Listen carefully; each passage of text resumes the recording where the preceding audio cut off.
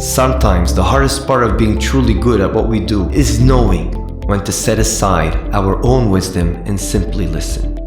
Welcome to Prism of Torah with Rebbe Saf Aaron Prisman, engaging Divrei Torah, packed with stories and practical insights. Find us wherever you get your podcasts or at prismoftorah.org.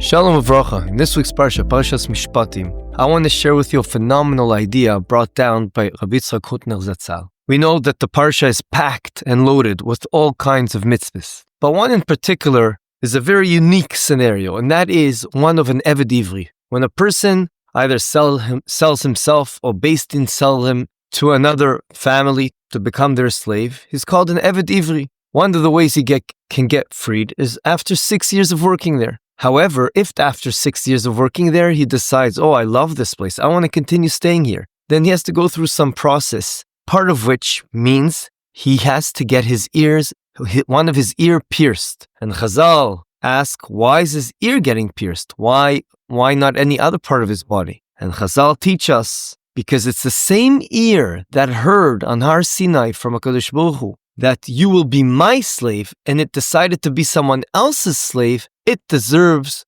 to be pierced. One of the obvious questions that can be asked is, all the mitzvahs were heard on Har Sinai. So why don't we do a similar idea every time we don't fulfill a mitzvah? Any avera we do, we should get our ears pierced for a similar reason, because it's the same ear that heard in Har Sinai that we should listen to HaKadosh Baruch Hu. And we're not. What's the difference? What's the intrinsic idea of an ear anyways? Question number 2.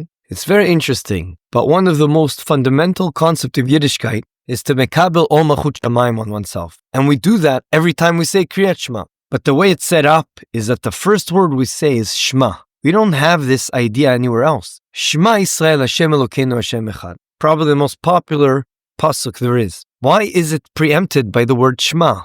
Listen. What's unique about listening? And obviously it has something to do with the ear, because we use the ear to listen. Rav Yitzchak Hutner says this marvelous idea, a really geschmack idea. And he says, look at all your senses. The sense of seeing with your eyes, feeling, touching with your hand. All the senses have a two-way street. For example, you breathe in with your mouth, you breathe out. With your hand, you could take something, you could give something. Also your nose, you breathe in, you breathe out. However, with the ear, it's only about taking in. It's only listening. That's all it is. Even the eye, it's a two-way street. First of all, because that's the way the eye works. There's some rays that come out of the eye, and then based on that, there's rays that come back in, and that's how we perceive things. But even more than that, it's obvious that you know where a person's holding by just looking at his eyes. So there's eye language. It's a two-way street also with the eye, but only the ear. Says Rav Yitzchak Hutner that this ear is intrinsic for being an Eved Hashem. A true Eved Hashem is someone that just listens and internalizes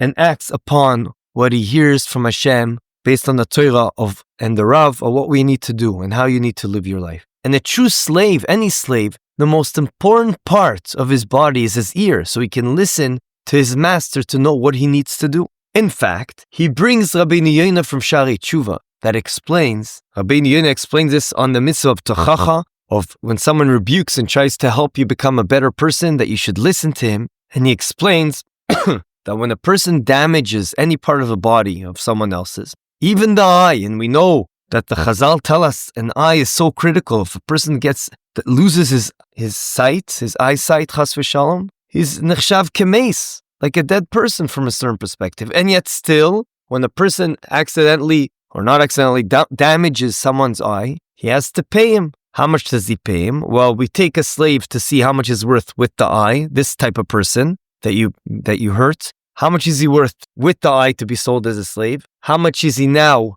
reduced in the cost because of your actions? And you see the difference, and that's how much you have to pay. However, an ear, if you make him deaf, you have to pay the full price of that Eved. Why? Only by the ear we see that. Why is that? He says, because you cannot be an Eved without your ear. Your ear represents listening to the commands, whatever the master wants of you, and that's intrinsic to being a slave. Based on this concept, says Rav Yitzchak Hutner in Pachad Yitzchak, he says, this is exactly why it is very fitting that we pierce the ear, because the ear represents that we're slaves to Hashem. We have to listen to Hashem how we should live our lives. And that's exactly why it's only relevant for not listening to HaKadosh Baruch Hu that we need to be his slaves, because we're doing something against that, 100% against that. Because instead of being Hashem's slave, this person decided to be someone else's slave. And the ear represents being Hashem's slave. So who should get hurt? The ear. And that's why it's only fitting for this specific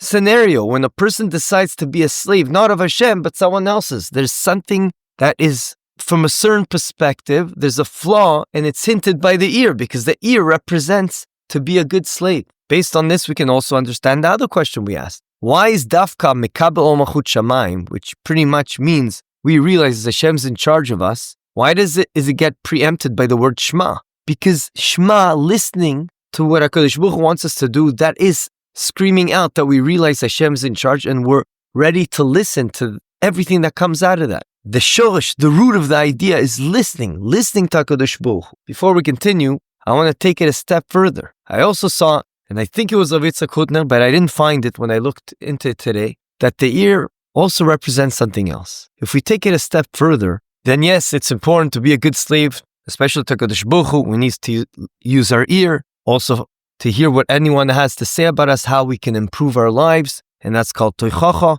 to listen to a good friend. Rabbeinu Yonah tells us you should have a good friend that always tells you, yeah, you're doing good here, you're not doing so good, you should get better. But also, using the ear, we can balance ourselves spiritually. And what do I mean by balance? We have to always recalibrate and ensure that we're living life the right way. If we use our ear properly to hear what the Torah wants to say, what our Rav wants to say to us, what our friends, what your spouse, what your siblings are telling you because they care for you and they want you to become a better person, a person that listens and uses his ear and makes changes accordingly because he internalizes all the messages he gets through his ears, that's a person that's going to end up living a balanced life based on the Torah. And hence I want to suggest, and I think I saw this, that the ear represents this. And that's why the shoirish, the root of the word ozen in Lashon HaKodesh, is balanced. Ozen, me'uzan, moznaim, our scales, they're balanced. Ozen also. And we know that just like everything in the world that Hashem created, there's also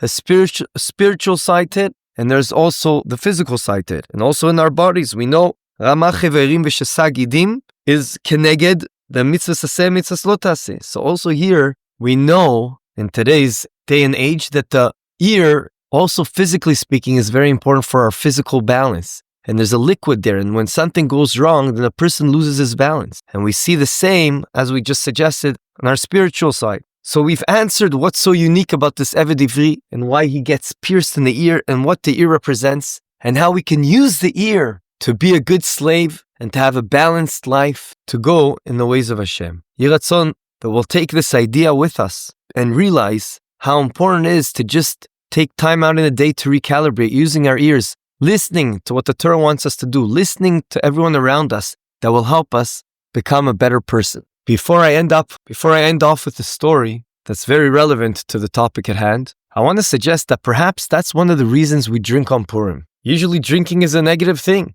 if you drink too much. And we're drinking a lot on Purim. Some Rishonim tell us, yeah, you literally drink till you get drunk. How can that be? Perhaps the answer is that Purim is a time to recalibrate. And we drink because that symbolizes the idea of stop doing too many cheshbonos. Stop always thinking, should I, how, what, forget about what you think. It's a time to just be tamim tilech im Hashem Elokecha. Let's, to a certain extent, nullify our own thinking and just go with what Hashem wants us to do. Let's just listen to what the Torah wants us to do. That represents an idea of negating our own selfish way of thinking and just accepting what HaKadosh Baruch Hu wants us to do. I'd like to end off with a story, and I think it really brings the point home. And the story goes like this. Once as a person, let's call him David, he had worked as an accountant at a certain company, let's call it Goldstein and Partners, for already 20 years. He, over the years, built a huge reputation. He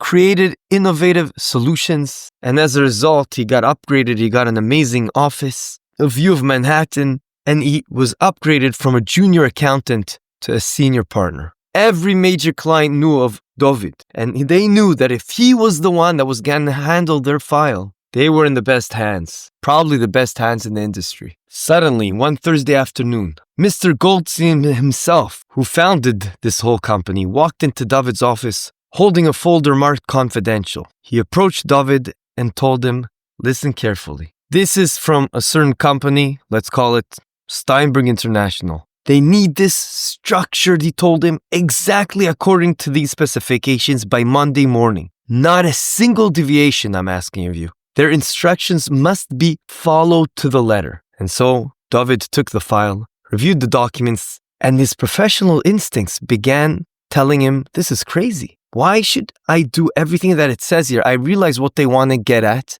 and I can do it in such an easier way. I can save millions of dollars for so many people over here. Why? Why the complexity? Redundant steps that appeared to waste both time and resources. And after all, after 20 years of handling such complex transactions, he knew exactly which way was to go in this scenario. And there was a way better way to do it. So throughout Friday, he crafted an alternative approach. He felt his version was elegant, efficient, and he would save tons of money. And this is all despite Mr. Goldstein's warning, because David convinced himself everyone's gonna be so happy. This is an improved structure for everyone. The client, the boss, everyone's gonna be so happy. Finally, Monday arrived, everyone expecting to see what did David manage to do. David walked into the conference room, confident in his new solution as he began presenting his alternative structure. Suddenly, Mr. Goldstein, he cut him off in the mid-sentence and he said, did you execute the original instructions as provided? David said, no, but if you just listen to me for a second, coming to my office right now. He went to his office and Mr. Goldstein, very disappointed, tells him, this is the first time in 20 years that we worked together that I gave you explicit instructions and you chose to ignore them. This wasn't about finding a better way, David. This was about trust and following direction. He said, I'm sorry, but I'm giving the Steinberg account to Yechezkel. The next 6 months were very difficult for David during his career. Yes, he had a very magnificent office since he became partner, but rather, instead of feeling like a reward, it felt like he was in exile. All the prestigious clients were also moved over to Yechezkel, while he found himself working on the routine audits. All his calls to Mr. Goldstein went unreturned. Then one morning, a couple months later, he opened the newspaper, the local newspaper, and he saw Steinberg International had merged with their largest competitors, and it was using a transaction structure that could only have been accomplished through the seemingly unnecessary steps in the original instructions. He now understood everything. The redundant companies and extra paperwork he had dismissed and said, I'm not doing this, it's inefficient, actually was the laying groundwork for one of the largest mergers that he was involved in. That afternoon, he found Mr. Goldstein standing in his office doorway, and he says to him, now you understand? Sometimes the hardest part of being truly good at what we do is knowing when to set aside our own wisdom and simply listen. David understood that his expertise had blinded him to the possibility that there might be factors beyond his understanding. The years of experience, his amazing office, none of these could replace the fundamental value of trust and humility. Have a good Shabbat. This concludes another episode of The Prism of Torah. Thank you for tuning in today. We hope you enjoyed it and learned something valuable. If you did, please subscribe to the podcast and give a 5-star rating. You can also find this podcast wherever you get your podcasts or our own website, prismoftorah.com, where we have a full archive of all our past episodes. We would like to thank Yona Vefa for the recording equipment and Eli Podcast Productions for handling all our post-podcast productions.